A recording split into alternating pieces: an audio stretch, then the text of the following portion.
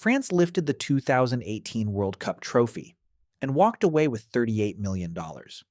Except they didn't. Not a single French player got a check with that number on it.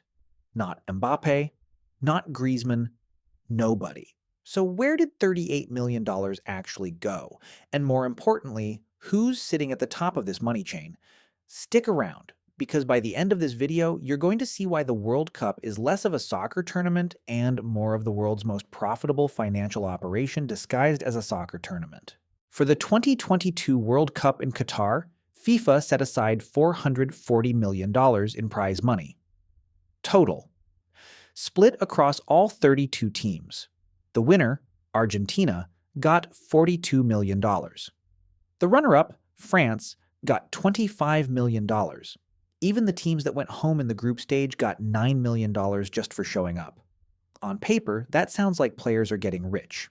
In practice, it's way more complicated than that. FIFA pays the national football associations. So Argentina's $42 million didn't go to Lionel Messi. It went to the AFA, the Argentine Football Association, a government-linked sports body that most of the players have never had a board meeting with in their lives. Think of it like this. Imagine your employer wins a massive contract. The company gets paid. Whether that money trickles down to you, that's a completely different conversation. So what do the associations actually do with it? Some of it goes toward development programs, youth academies, stadium infrastructure, operating costs, salaries for staff that most fans have never heard of. And yes, a portion goes to the players as bonuses. But the split is decided entirely by each association, and it varies wildly from country to country. Some associations are incredibly generous. Germany historically paid its players around 300,000 euros each for winning. France reportedly offered around 400,000 euros per player for winning the 2018 World Cup. Spain's players got big bonuses after their 2010 win too. But other national teams? The bonus structure is basically a state secret. Some smaller football federations have been known to delay payments, dispute amounts, or just quietly keep more than their share. In the theory, every player on a World Cup winning squad gets a life-changing payday. In practice, some players have gone on record saying they were underpaid, undercut, or just never got what they were promised. Here's something most casual fans have no idea about. When a player goes to the World Cup, their club still owns their contract. Real Madrid owns Vinicius Jr. Manchester City owns Kevin De Bruyne. PSG owns Mbappe. And when those players go represent their countries for 6 weeks, the clubs don't get paid by anyone. They just lend their most expensive assets to FIFA for free, or at least that used to be the case. FIFA eventually introduced something called the Club Benefit Program, or formerly the Club World Cup Compensation Program. Under this system, FIFA sets aside a separate pool of money, around $209 million in 2022, and distributes it to clubs whose players participated in the tournament. Every day a player is at the World Cup, their club gets compensated at a daily rate. The bigger the squad contribution, and the longer the team survives, the more the club collects. So yes, when Mbappe is tearing through defenses in Qatar, PSG is quietly collecting a check back in Paris. They didn't even have to send a thank you card. Let's follow the full trail. FIFA collects billions in broadcasting rights, sponsorships, and ticket sales.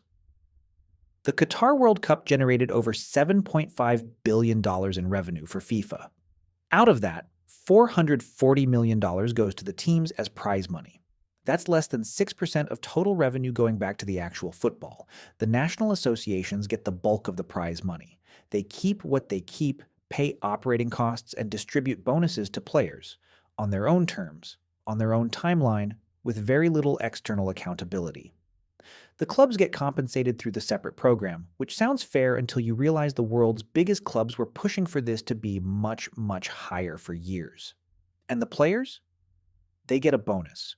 A real one, yes, but nothing close to the headline number that gets thrown around every 4 years. Messi's World Cup bonus for winning in 2022 was reportedly around $400,000 to $500,000, which sounds like a lot.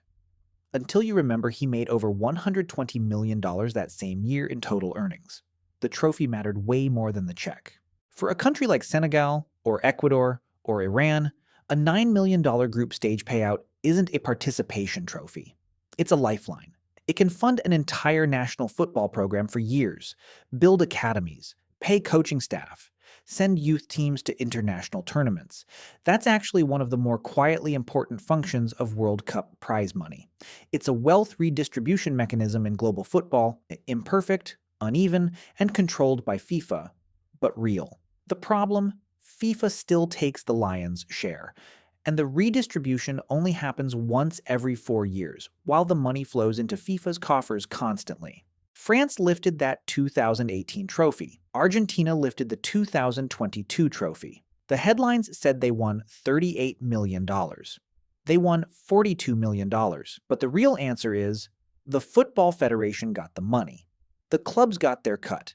The players got bonuses that are generous by normal human standards, but tiny relative to the headline figure. And FIFA, the organization that runs this whole system, walked away with billions.